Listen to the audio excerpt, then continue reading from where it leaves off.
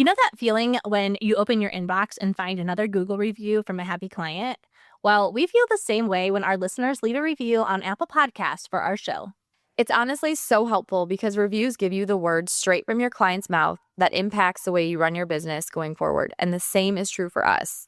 Yeah, when we read your reviews, it helps us understand what you love and what you want more of, which makes the show better in return. And really, everyone wins here.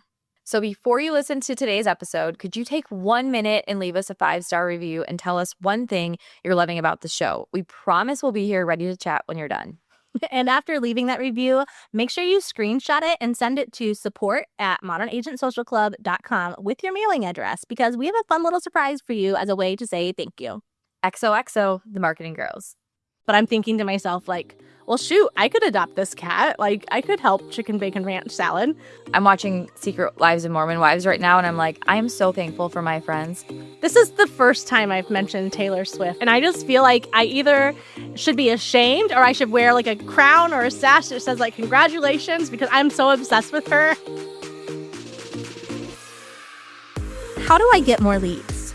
How do I stand out in my market? Is it unprofessional to talk about my kids on Instagram? Should I have one account or two? Do I really need a personal brand as a real estate agent? We are the Modern Agent Marketing Girls. We are 2 agents turned marketing experts who believe you can become the go-to real estate girl in your market, all because you are you. I'm Chelsea Peterson, founder and CEO of Modern Agent Social Club. And I'm Kayla Fox, Modern Agent's content creator. Let us be your guide as we talk about what it means to market your real estate business the modern way. So refill your favorite beverage, open your notes app, and get ready to build a business and a brand you're obsessed with. Let's go. Hey, Kayla. Hey, Chelsea. Welcome back to another episode of the Modern Agent Marketing Girls podcast. How are you? I am feeling like I need another cup of coffee, which I have, but hopefully I can talk today. How are you? I'm good. I'll start us off because I was just looking at my Facebook and I have to share something that's really funny that I saw.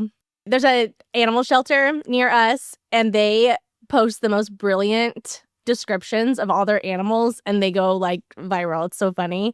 So I'll show YouTube some of these. But the first one is a cat named Chicken Bacon Ranch Salad. And this is her. She's actually pretty cute. It makes me want a cat. I know. And I'm not a cat person, right? Okay. Me neither. So she came in with a kitten named Dressing on the Side. Okay. But they'll like these like stories about the cat that some of it probably is true. Like it was talking about how like, you know, she lived in a trailer park. She was fed, but this is, you know, she was having litter after litter, all of that. But then it's just the way that they write, it's so compelling because I'm the same way. I'm not a cat person at all, but I'm thinking to myself like, well, shoot, I could adopt this cat. Like I could help Chicken Bacon Ranch Salad. This is another guy. Okay, this little guy. Oh, His name is Nuts. Okay, and it says, "This is Nuts. Yes, still. Yes, even post neuter. Yes, the name remains accurate in spirit, if not in anatomy." Oh my gosh, I'm obsessed with this place. I know. And then there's one more I have to share with you because it's so funny. This little guy, oh my gosh, you're going to die when you see him. And there's a point to me telling you all of this too, by the way. I'm not just trying to waste your time. Okay, this is a cat. Oh, is that not the ugliest thing you've ever seen? You can kind of see the Rachel, top of it. hairless cat. Yes, it's so bad. So this is what it says. It says, "This is Sewer Rat. He's a kitten, allegedly." So it says, with a little shampoo and a little love, he's going to be, well, still really weird looking, but in a charming, I survived kind of way. So my point in sharing all of this is, isn't it so funny how if they would have done nothing but like shared a picture of one of those cats and been like, cat A up for adoption or whatever, like they probably would have very few likes, very few shares, very few people coming into their shelter wanting to adopt these cats. But instead, putting their own little like personal twist on it, giving them a story, giving them like a backstory and all of that. Not only does it makes them like more desirable, but also you put like more trust and faith in the people that are caring for them because you're like, okay, like these are people who actually care enough to give the cat a backstory. So clearly they're being cared for now and I can trust them when they say like, you know, they've gotten all their shots and all of those things. So I just think that's a real like clever way to do that. And I think even as agents, we can like find lessons from that we can adapt to our own marketing.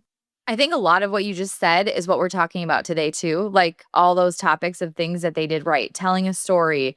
They have a brand around how they promote their cats, and the cats have stories of their own. Like they're giving like human qualities to the animal in a way by giving it that the name, the story, the way that it's written in this on-brand voice for them. And that's what we're talking about today is trust. And I'm going to start with what is the definition of trust, because we have a lot to unpack with this and why we are talking about it. We will get to that in a second. But the definition of trust is firm belief in the reliability, truth, ability, or strength of someone or something. So reliability, truth, and the ability of strength of someone or something.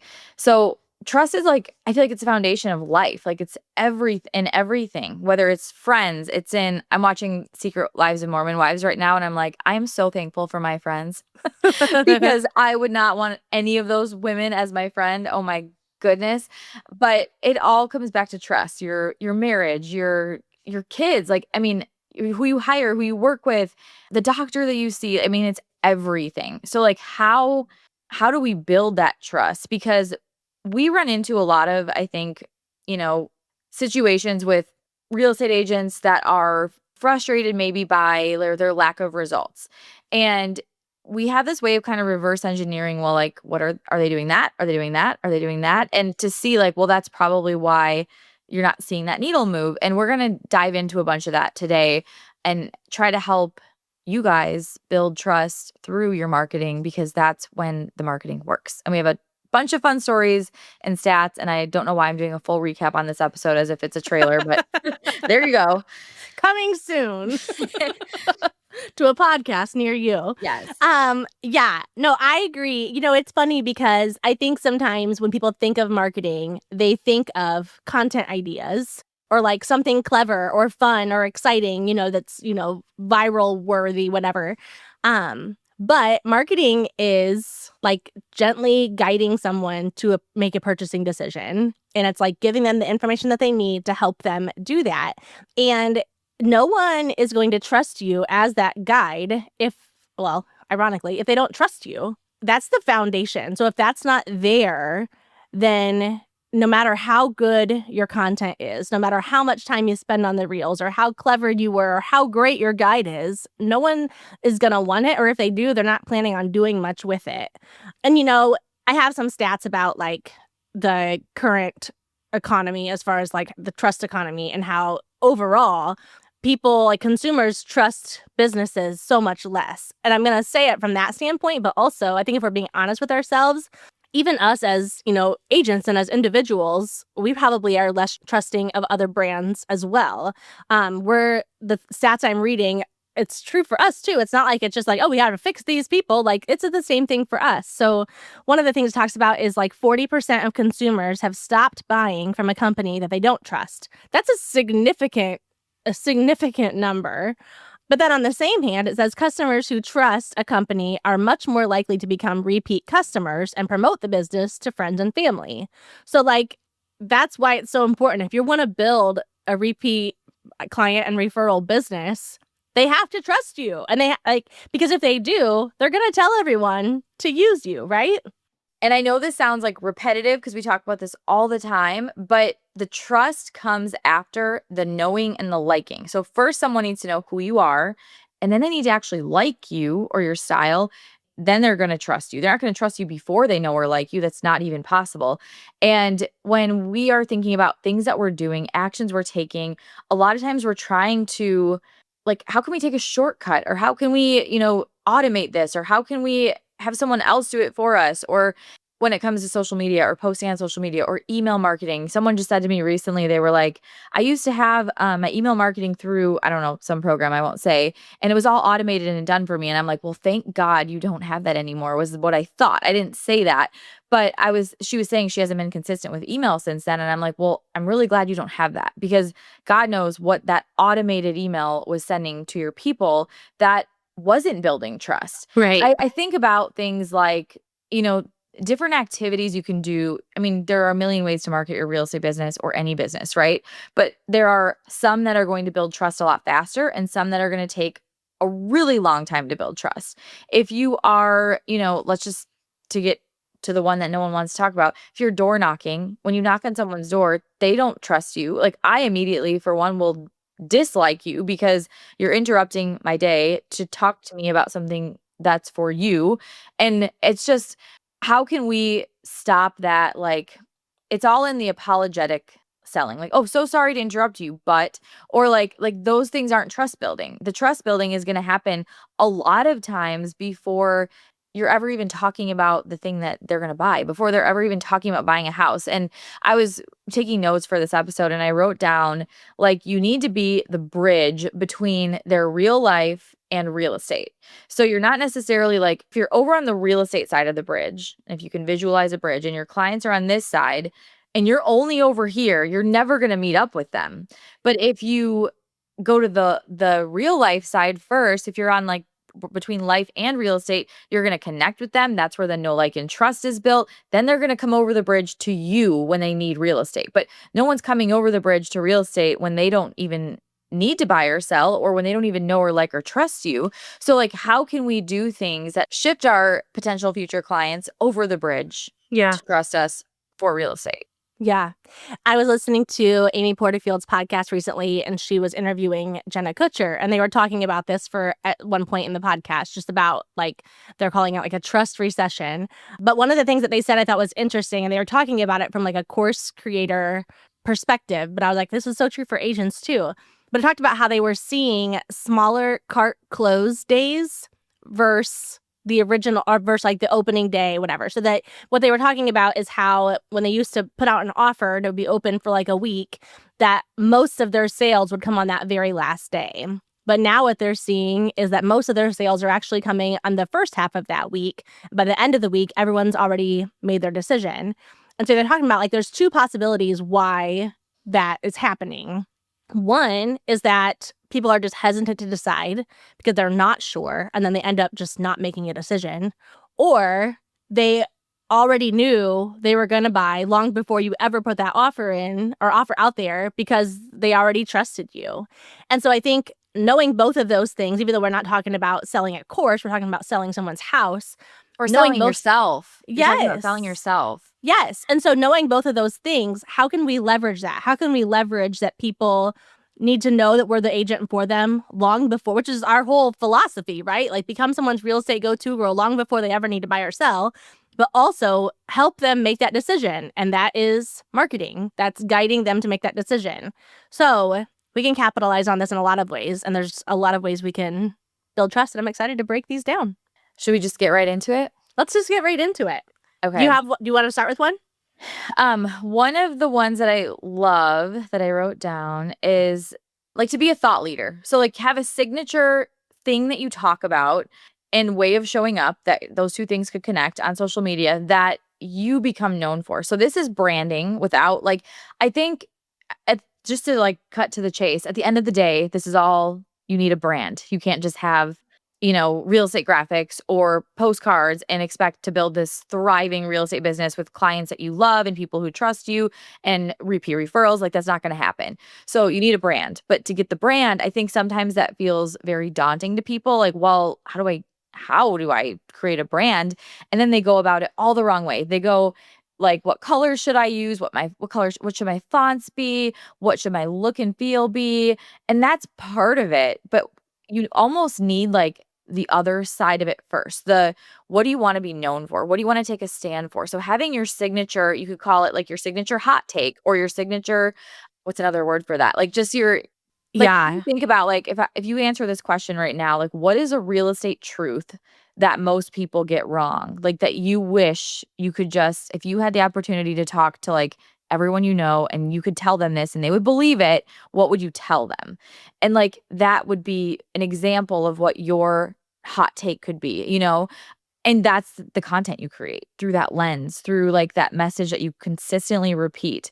And when you can consistently repeat it, it becomes your brand and people know you for it. And you can like, just, there's so many things you can spin off from that, right? Yeah. We're going to do another whole episode on trends. I feel like we've beat this beat this horse, this dead horse so many times, but we're still like, people aren't getting this. But this goes back to when you are just posting what everybody else is posting, even if you're putting your real estate twist on it, you're not standing out. You're not being a thought leader. You're not standing out in your industry. This is kind of a funny story, but yesterday I took my kids to the zoo, and our favorite exhibit there is like our sea lion exhibit. But they have all these sea lions, and my kids, this is our first time there for the summer, so they were all like so excited to see them. But we noticed right away that they introduced a seal to the whole group. So they have all of these sea lions, but then they have this one seal. And immediately my kids were like, well, that one's my favorite.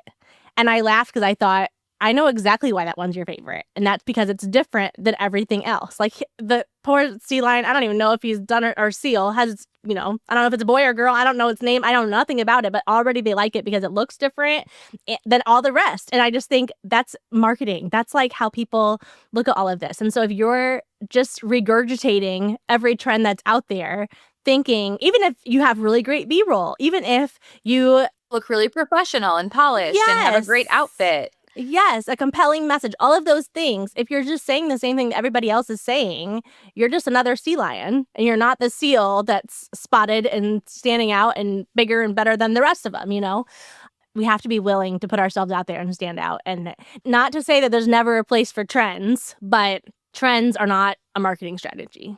No, I can't wait for that episode, actually. I know. I could go into that right now. We could just change this episode into that. Yes, exactly.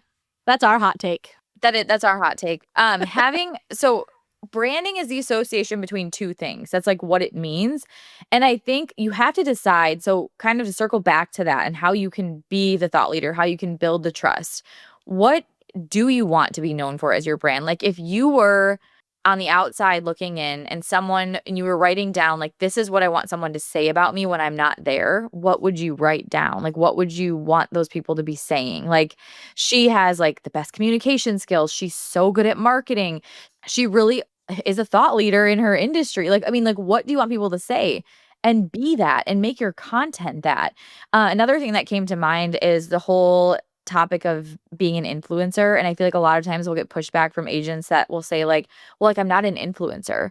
And I'm like, but in order to be a thought leader and to get people to trust you, you have to have influence. And that is being an influencer, and not in the, Instagram sense that I'm going to show you all my outfits and my Amazon finds, but in the sense of, here's another definition for you.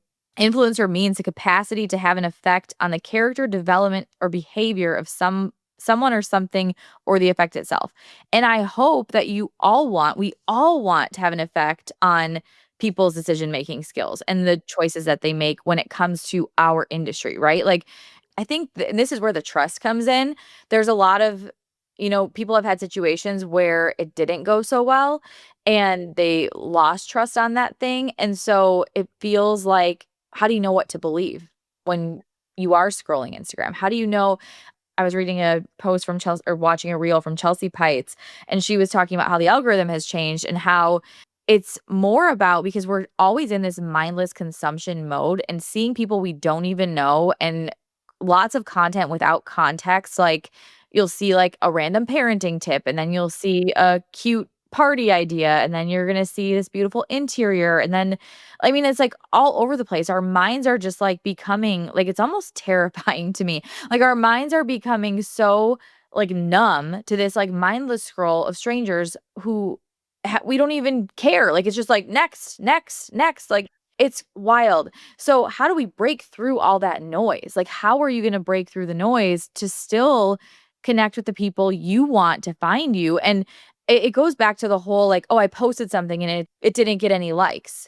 And my question to you is, or not my question, but I want you to think about this. I could tell 100 of you, 100 different people to post the exact same thing. I could give you the exact same prompt, the same caption, the same text, and you will all have wildly different results from that post, because some of you have a brand and some of you don't.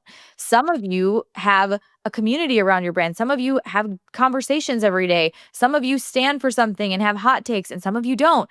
And not that you need to like disrupt things in a like negative way, but I'm saying like people almost know what to expect when they see your next piece of content, because they've consumed your content and they know what they're going to get. It's not random. It's not random trends. It's not, it's you. It's whatever you wanted to make it.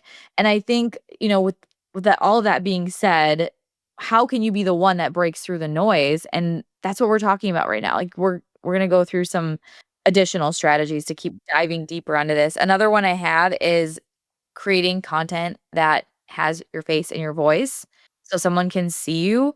There's so much power in video. And I talked about this recently, but I've been preaching video since 2018. And even then I was like, it's going to be a non-negotiable in the next 2 years. And here we are 7 years later.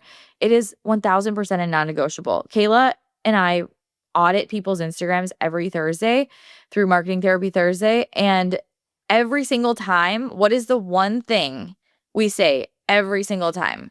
I need your face and your voice. And even some people have done it, but it's still not enough. The problem is we know our brands too well. We know our content too well. We're way too close. It's kind of like, what's that phrase that Donald Miller said, how it's like if you're on the inside of the bottle and you already see all the ingredients. You're trying to read the label from the inside of the bottle. Yes. And so it's hard to see from that third person perspective. But yeah, when we audit people's Instagram, it's like, you might think that you've done all of these things, but then when we look at it, we're like, what does she even sound like? Like, especially like I always laugh, like if you're from like the South, I want to hear your accent, okay? Like I'm curious about this. And if I don't hear it, like it's kind of like, oh, like I want to know, I want to know your face and your voice. And it does. It gives people the opportunity to get to know you. It puts that barrier down and it makes you more trustworthy. And I want to say too, like, this is very true for video, for stories, for reels, all of that. But video content is beyond just like reels and stories. One of the things that we've been talking about, even behind the scenes of Modern Agent, is putting more videos in our email funnels and letting people right away like hear from us. So if someone is taking the plunge, even if they're only grabbing a free guide from us, right? That still is giving out your email address. That is still like, you're going to start hearing from this person. That's still a level of like trust, and there might still be some hesitancy there. So how can we reward people right away? And for us, we're like, well, shoot, if we can pop in a video right away that says like, hey, oh my gosh, I'm so glad you're here. You're probably thinking this. I'd love to show you more of that. Like, and it can be a quick, 30-second, 1 minute long thing, but like talk about building trust with people. Or even like if someone DMs you, or if you're like responding to someone's stories instead of just writing a message, send them a voice message. 30 seconds to I like it because I can talk for several minutes on a voice message. But when people hear like, oh, this is actually her, it's not some AI, it's not ManyChat, it's not an assistant, like it's actually her giving me the feedback, that is so much more powerful than even a paragraph of great text. It's cutting through the noise. It's you standing in front of them versus you waiting for someone to come to you. No one's coming. No one's coming to you. You have to do things that are going to like put yourself in front of people intentionally, and that's one of them. So it's great you have all these free guides and and local guides. We love this strategy for growing our database, but how can you tailor the experience to be more personal? How can you make it more about the person getting the thing than about you just adding someone to your database? And yes, obviously we want to grow our database. We want to have more leads in the pipeline. We want to have more referrals. But if we make their association with us feel like an experience and not just like another email they're signing up for, not just another real estate email, then they're going to have such a different perspective on how they view your brand and how they view your business. And it's really simple. It really is like as simple as sending a voice message as on an Instagram DM, as simple as, we use for just to kind of give you some tips for video. We actually just we record our podcast in Riverside. So we'll just use Riverside to record a video, and then I'll put it in like Vimeo and link to Vimeo. But there's a million ways you can do it. You could use Loom. You probably use Zoom and upload that video to like a Vimeo, like a hosting platform, so that they can open it somewhere, because I don't think you'll be able to embed it. There's a service I used to use this actually in real estate called BombBomb. I think it's still a thing where you can send video emails. Like imagine someone's first interaction with you. They reach out, they're excited to schedule a mini consult, or they want to have you over to like have a listing appointment, give them your opinion on listing their house. They aren't decided yet if they're going to hire you, and they get a video email from you telling them exactly what to expect, exactly what's going to happen tomorrow at the listing appointment, what to have ready, what not to worry about, what you're going to bring, how long it's going to be. And it's a video from you. Like, I'm sorry, but that is someone I want to hire to sell my largest asset, Yep. not someone who followed every Instagram trend. After Yes. that Oh my topic. gosh. Yes. 100%. Well, yeah. And you mentioned that too. Like, what do you want to be known for? I guarantee you, not one person listening right now wants to be known for the girl who always does the trends. Like, that's not what we're aiming for. We want to be known as the agent that's trusted, that people are like, I will not work with anyone but her, you know? And yeah, video, there's so much you can do with that. All of that like makes me excited because we've talked so much behind the scenes about like really vamping up our member emails and like giving them more like opportunities and scripts and whatnot to incorporate more of these strategies into that. So I'm excited for all of that coming soon. Okay, another one that I have is social proof. Okay. So let's talk first about like testimonials, online reviews. The biggest mistake agents make, and not just agents, everybody makes, is just posting a picture of the review as their piece of content for the day.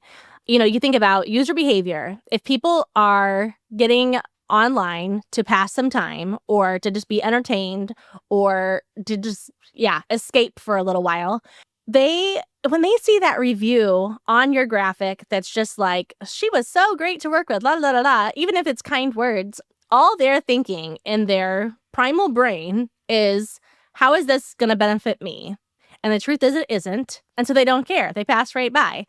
They probably only see the part that says testimonial. And then they're like, Yeah. scroll. So they're Scroll. missing the opportunity to learn how you actually help that person. Yes.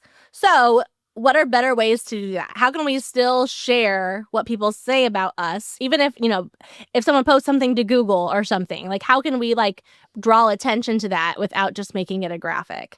I have a really good example. Yeah, do it. So I saw this actually it's on Threads, which I'm not getting into that strategy right now, but this is talking about, it's not related to real estate at all, but I'm going to tell you how to relate it to real estate. I'm just going to read the beginning. It's like a thread that has like the ongoing threads underneath it. But this is the part that would have like stopped the scroll.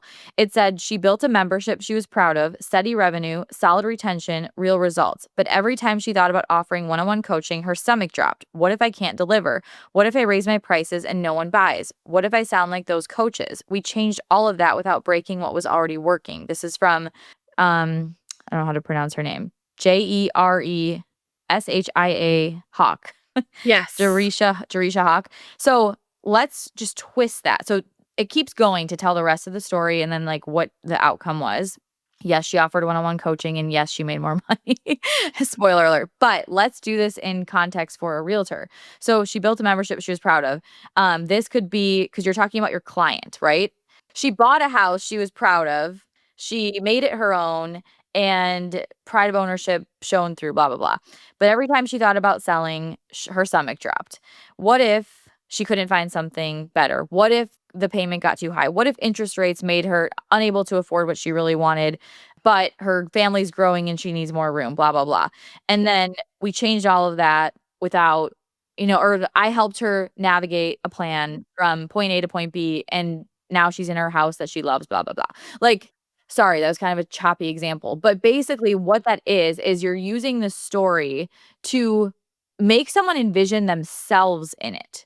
Like, if you're telling that story versus just like your client testimonial that's like, Chelsea was so great to work with. She was very professional, whatever.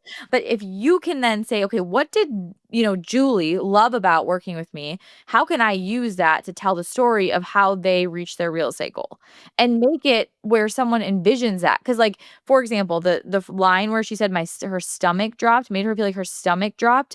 That is something that probably a million other people are thinking and feeling. So now they can see themselves in it.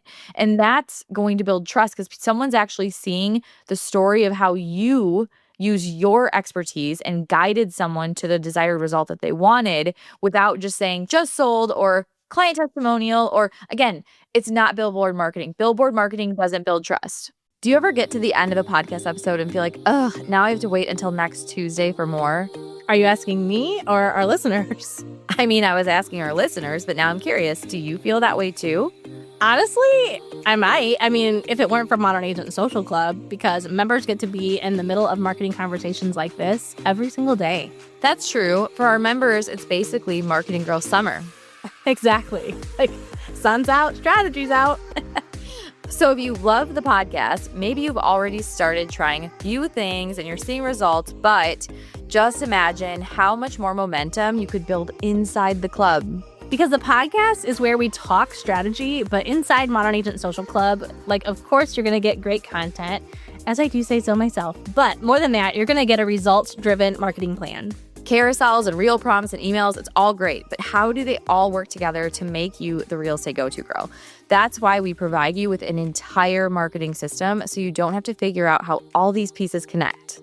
So if you're tired of waiting a whole week between episodes and you're tired of DIYing your real estate marketing, make this your most fun and productive summer yet. And join us today at modernagentsocialclub.com for your first official Marketing Girl Summer. Now back to the show. Yep. I have an example of that. I actually just started working on this post, so maybe I'll save it for when this episode comes out. But it was talking about how when you actually market the modern way, you have so much more content to put out there than if you do it the old way. So here's a graphic that I made. In the middle, if you look on YouTube, it just says one closing. And then up here, it just says one just listed or just sold post, or like one just sold post for the closing. So like, it would just be like, they closed, like it was exciting. Congrats to my sellers. Yeah. The end. Okay. The modern way, and I'll read these to you, but you see all of the different circles that come from here, right? So the modern way is to say the MLS search versus the home they bought carousel post. Then you can say, okay, I got a closing gift from this local spot. I have to tell you about it. You can also have another carousel or an email maybe that says one DM can change your life and how that client originally reached out to you online. Then you can say they spent $500 on an inspection and saved $20,000 in repairs. If that doesn't pique your interest, I don't know what will. One could be, what should I wear to closing today for an Instagram story?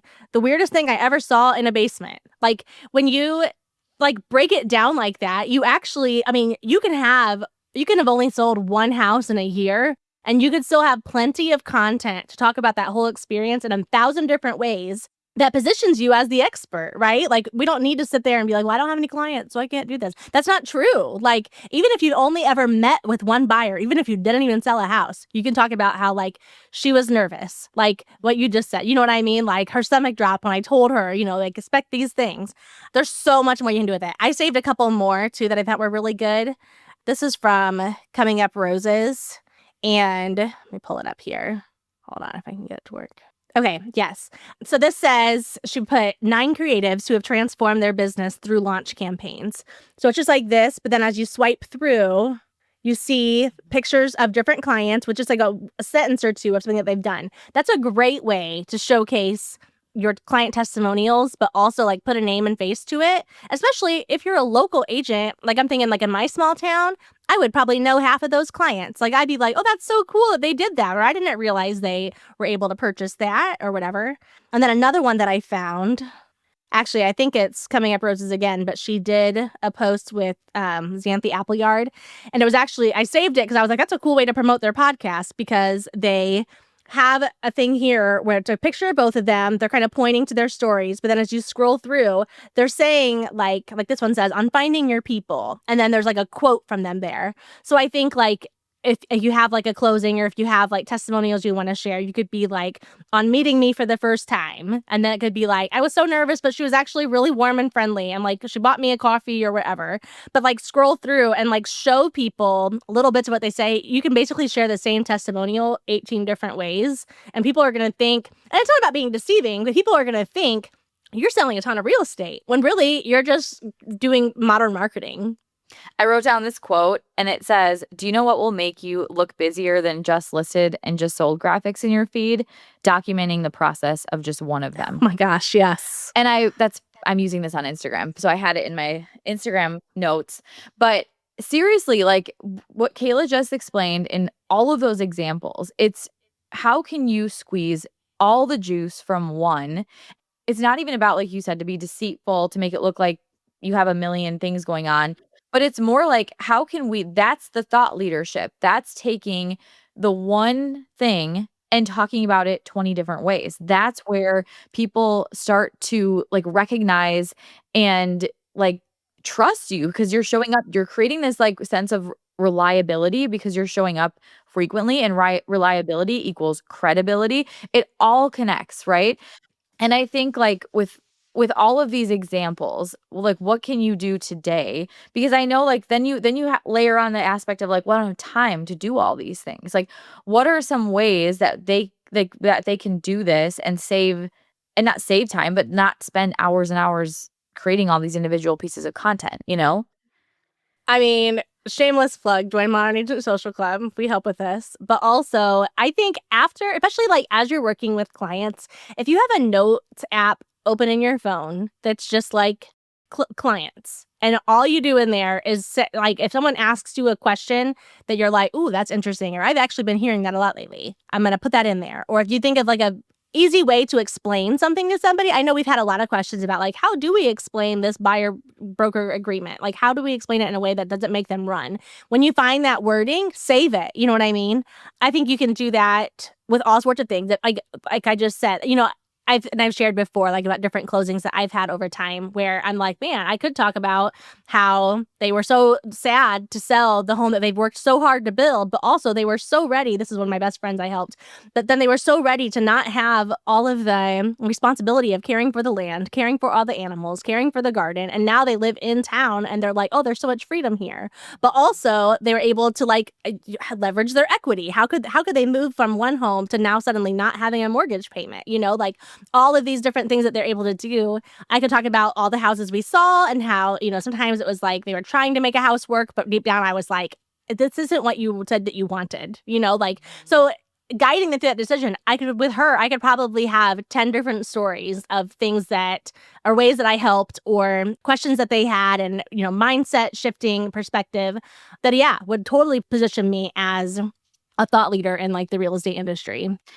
As you're saying all this, so we are almost at the end of light at the end of the tunnel with our new members website, but we're talking about making these collections, and like collections that someone could go in and be like, okay, I want all the different things you just said about documenting the process of like my buyers buying a house, like all the different ways I could talk about it. Like that needs to be one of our collections because like then they don't even need to think about it. It's like go through this list and pick like I'm going to do this, I'm going to do that, I'm going to do this. Like you'll have so much to work with and you'll really get the most out. And maybe again what else is cool about this is sometimes you might have a transaction where you're like there's not like a lot to say about this one and then other ones that are like really exciting and maybe the house is just super charming or the clients were just amazing or really difficult and you have a lot to talk about there too. But regardless, like sometimes you have one that's really not like that or maybe it doesn't align with your brand. Like for example, let's say, you sold like an estate property and you're like, I don't really want that to be my brand. So I'm going to probably shift away from having that be like a repetitive story. That's where you can lean into like the one transaction and really keep repeating and deep diving into it. But another thing that I wanted to share really quickly is I shared this with our members recently. It was setting up content stations, I called it. And when I say stations, I just mean like in your little bitty phone. And to be able to make this stuff work so much easier. So, for example, you mentioned having a notes folder of ideas or stories from clients, questions they ask, things they say. Like, even if you take an exact sentence, like again, that my stomach dropped thing, you write that down. Like, that's going to relate to so many people. Another one is having like your go to Canva template. So, for my personal brand, which I have forever been, not forever, for the last year, have been very like, ignoring of it. I'm like, I'm done ignoring it. I need to show up every day. Cause like, yes, Modern Agent has a great brand, but I still want mine to be like something. And so I like made a graphic. I'm like, I'm just going to use the same exact one on repeat. I'm not creating another one. I'm going to use this one when every time I do a storytelling post, I'm using this exact same graphic. So have your go-to graphic or template, a go-to spot to record reels. There you're creating a brand because you're creating this repetitive like look. So it could be in your car, it could be in your kitchen, it could be like I think Jessica Garvin, she's always at her window stirring her iced coffee. Having your go-to days to post, even I post Monday, Wednesday, Friday. Stop thinking about anything else. Just those are your days. Move on with your life and make it really easy. Create an on-brand album in your phone or two. So you could have like a B-roll album and then like it could be like behind the scenes, just like photos you take of showings, clients, closing gifts, the front seat of your car, all the things. And then the last one was go through our stock photos and save the ones that match your brand aesthetic. So you can use those to kind of pop into like emails or Instagram stories or behind the scenes of a carousel post or whatever. So like having that set up, now you're not always like scrolling all the way through your camera roll, like what date was that? Trying to type it in because you take 80,000 screenshots like I do. Or you're not trying to find everything. Have a folder in your phone of like when a client emails you and you like what they say or something, put that in there and start just accumulating all this stuff. And what will actually probably happen is you won't keep revisiting that stuff. You'll kind of just get your go-tos. You'll be like, this is the graph or this is the template I love. This is the wording that I'm going to keep like honing in on and maybe like using 3 different ways. Like us, how many times do we say real estate go-to girl? That's not on accident. That's to build the brand that we want to be known for. Yeah.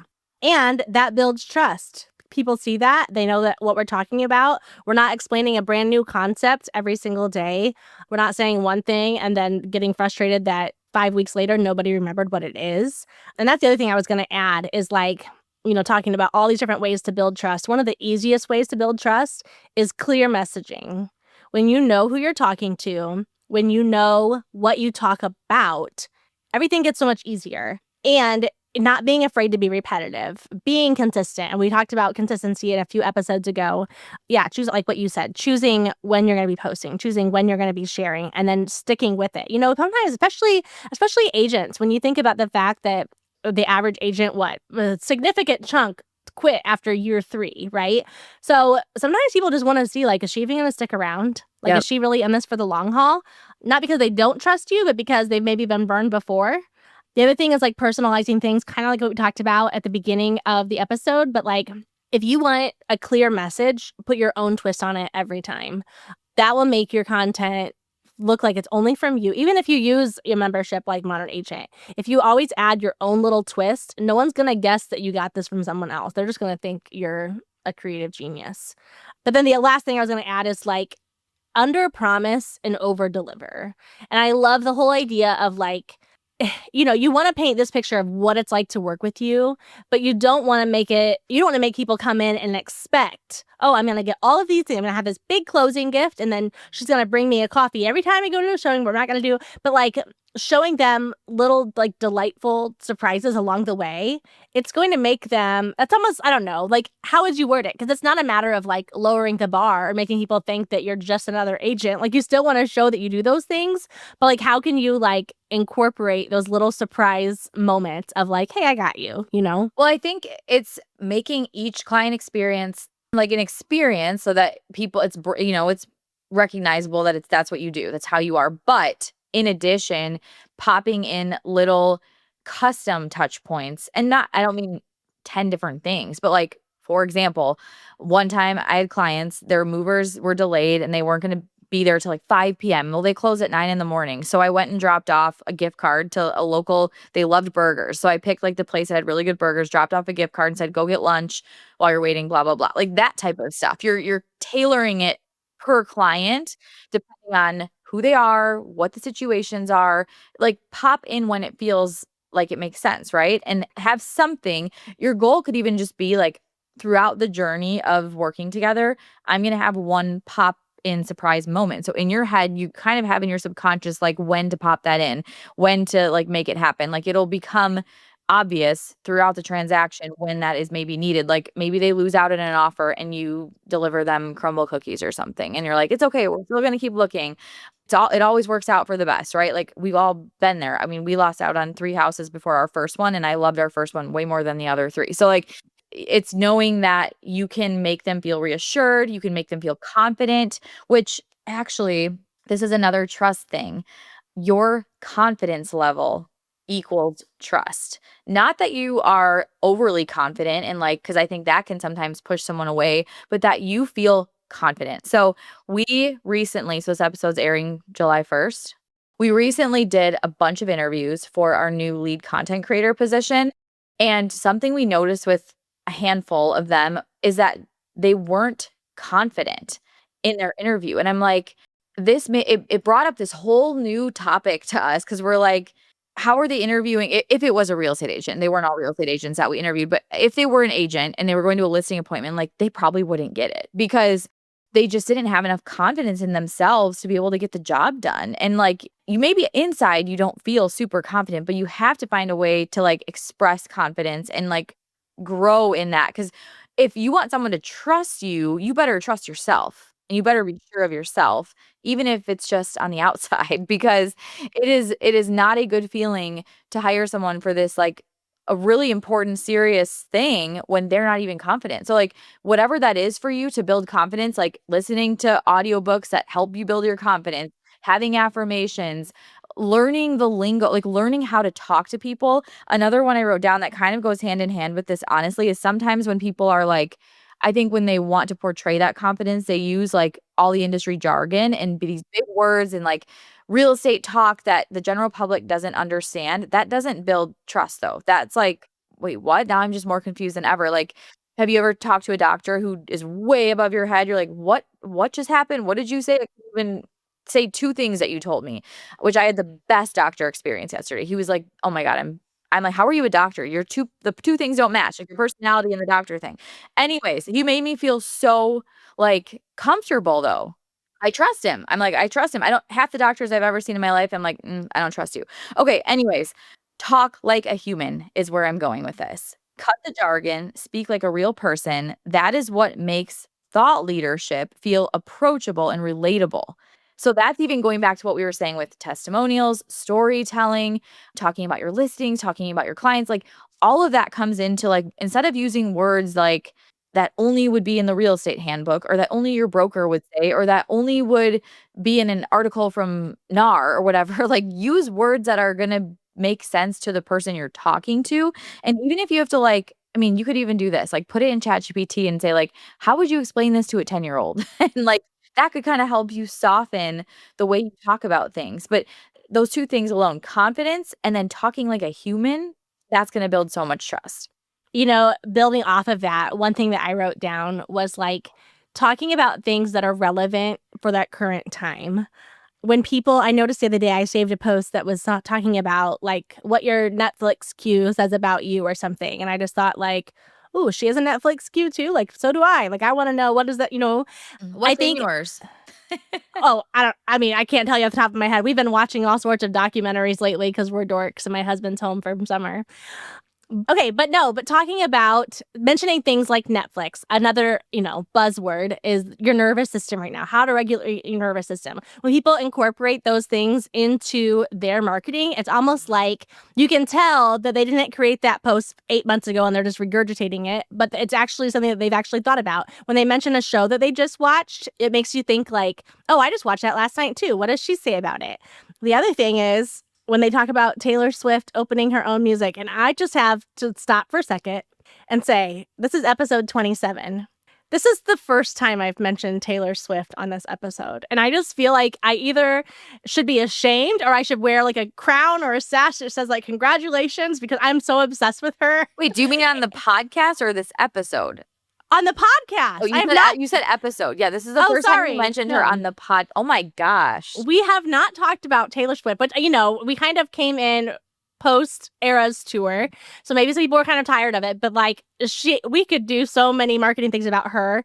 But right now, like the big thing recently has been that she was able to acquire all of her music. So now she owns it all. And like, gosh, there's so much you could say about that, from like what fandom really does, or like just Girls United. I mean, all these things. When people are writing about that, even still, I'm like, I want to know their take.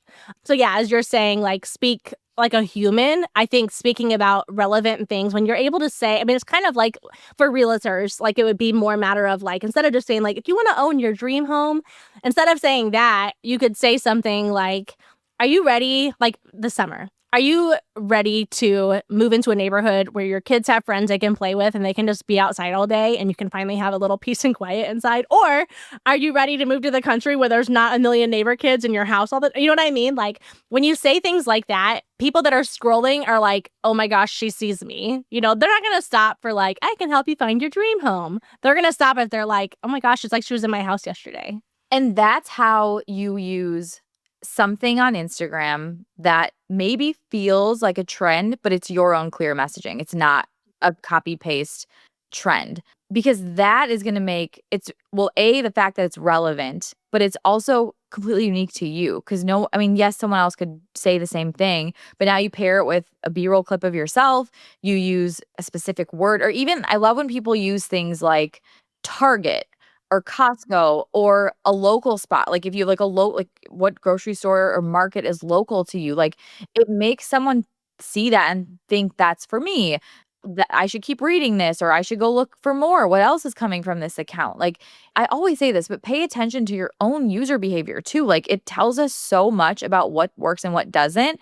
And when you're thinking to yourself, like, okay, I posted that and it didn't get any likes, there's so much more to it. There's so much beyond just someone liking it. And again, that example of like if 100 people posted the same thing, they're going to have drastically different results. It's so true.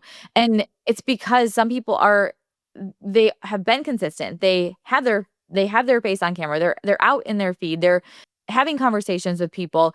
They're building trust. The trust is there. And yes, someone new may come, but the thing is when someone new comes and they click on your account and they see content that feels cohesive in the sense that you have similar patterns and things that you talk about, or you have similar styles of messaging, you have similar look to your content. Like everything feels like this is like a place. Like this is, I love the example of your brand was a store. What would it look like, sound like? What music would be playing? What would the seating look like? What color would it be? Like think of that like your feed, or I like to say the party example. If you hosted a party, what would it look like? And that can give this sense of like experience, but also the sense of I belong here and I want to know more from you. And now you're building trust, right? You know who I don't trust? The people that share 18 million things from Amazon a day.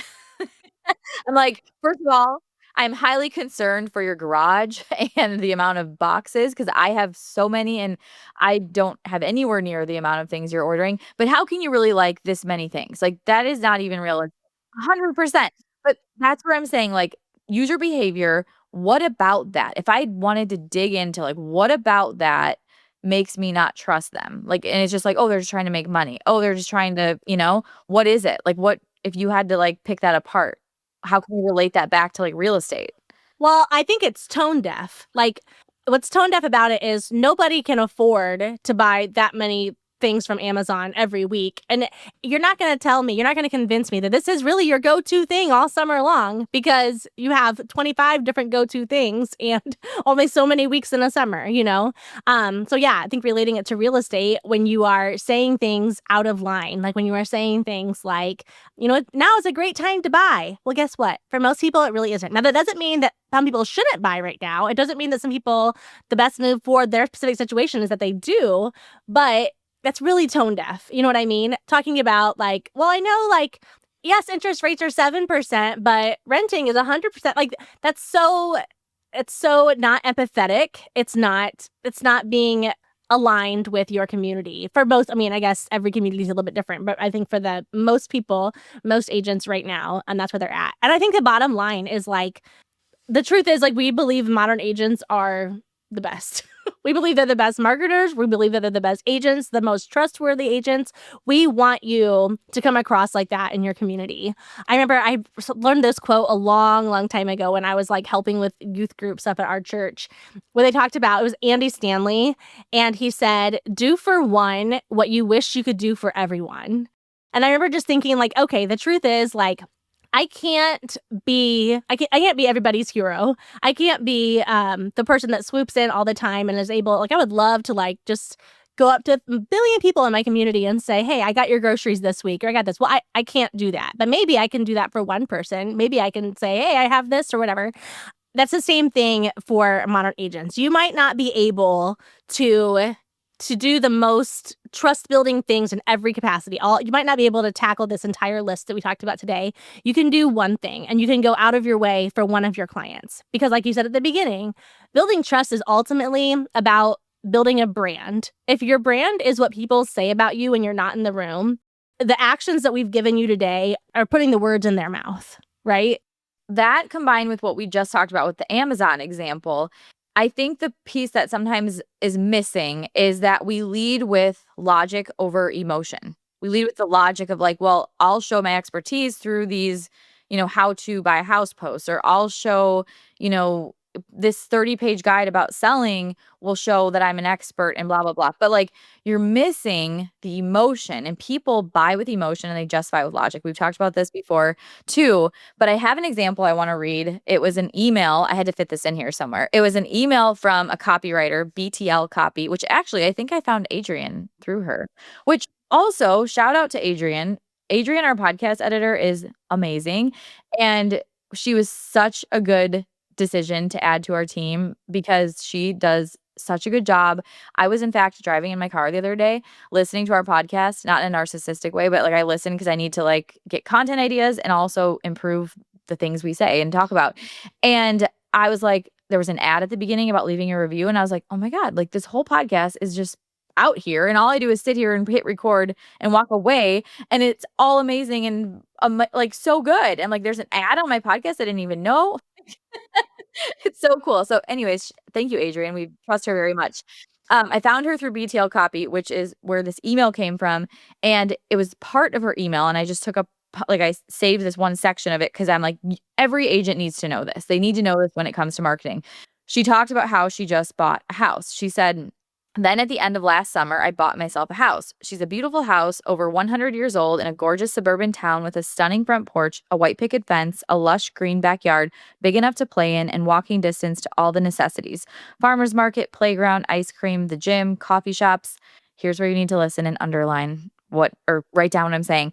I still pinch myself when I think about how well everything worked out and how I manifested the F out of getting exactly what I wanted, but I won't get all woo on y'all RN right now. She is such a brand voice, like it's crazy. Before moving in, I didn't realize how much I was craving stability. Before moving in, I didn't realize how untethered I felt, how physically and mentally exhausted I was. Before moving in, I didn't know how much having a definite, secure, mine because I earned it home base would impact my nervous system. Oh my gosh. Yeah, that's like mic drop. I know, like all of the things she said. And yes, she's a copywriter. Most of your home buyers are not expressing their inner thoughts about buying, but they have them. They all have them, or about selling. Like you need to tap into the emotion behind the buying and the selling more than you do the logic. Because someone's going to see. So take, for example, you gave the posting about like, well, interest rates are 7%, but renting is 100%. Like that is tone deaf. No one's going to see that and think like, oh my gosh. They're going to be like, screw you. Like I can't afford to buy a house right now. Like I don't like you. So how can we flip that is like using content like, hey, it's okay if you have to rent right now. If you want to buy, here's my best advice. Or here's what this other client of mine did that it took 2 years, but here they are. Like that's inspiring. That feels like something that I trust you now because you're not making me feel ashamed. You're making me feel empowered and also like permission slip marketing. Like I have permission to keep renting and not beat myself up about it every day. Like it's okay to be renting. Like how could you make your rental more cute? And in a few more years, you can buy your own place. Like there's so much opportunity there. And I think so many people go about it the completely wrong way. And in any industry, not just real estate, like it could be shaming you because you don't use modern marketing, like it's anything. But how can you make someone feel empowered? And that's such a big difference. Yeah, I love all of this so much. I feel like hopefully this is a good reminder for people. I know a lot of times people like tuning in because it's like, oh, I got all these ideas. I hope that this does give you a lot of ideas. I hope it gives you ideas to improve your marketing, improve your messaging. This is the kind of stuff that is going to change your business for the long haul. It's not going to be, the immediate like, oh, I know what to post today, but it's going to be the things that's like, okay, you know what? Like the next client that reaches out to me, they're going to reach out to me every time they have a real estate question for the rest of their life. And that's what you want. That's a sustainable business that's going to give you the freedom that you wanted the first time that you got into the business. And just like building a personal brand, building trust, which is completely connected to that, it is the long game. It's not going to happen in a single post, in a single story, even in a single week of following a plan. Like it is going to take time and repetitiveness on your part, consistency. And that's what's going to build the trust in the long run. That's what's going to build the long-term business, the long-term success that you don't have to try to figure out every day anymore. Can I read one of the reviews we got today for the podcast? I just love this. So we could, again, as we just talked about how to take a review and pick it apart, we could use so many things with this. But she said, love, love, love. It's like the best book where you can't wait for the next chapter. And like all good books, when I get near the end of an episode, I slow down because I don't want it to end. Always a great nugget or two I can run with. And sometimes it's just the pep talk I need. Is it Tuesday yet? Oh, I love that so much. A book I can't put down. I was like, oh my gosh, I love this. So like she used cool wording that we could definitely, take and run with. But I hope that like it is like the book you can't put down. Like there's no ending or finish line. Like we want to be this little voice in your ear that keeps you going and keeps you thinking, bigger. And the whole Modern Agent Standard episode that we did like is all part of this. So yeah. Thank you for listening. I love that. Guys, this was so good. I can't believe we're almost 30 episodes in. We love hanging out with you guys every Tuesday. And yeah, I think that's it for this week. I think that's it. Anything else to add? We will see you next Tuesday. Bye. I'm so glad we got to hang out today. If you're as sad as I am that our time is up, I've got good news. There are a couple of different ways we can keep the conversation going. First, follow us on Instagram at Modern Agent Marketing Girls and introduce yourself in the DMs. Also, we always have a free Modern Agent resource available, so check out today's show notes for the goods. And finally, hang out with other go-to real estate girls like you and finally create a marketing plan that works when you join Modern Agent Social Club. All the details are in today's notes. XOXO, the Marketing Girls.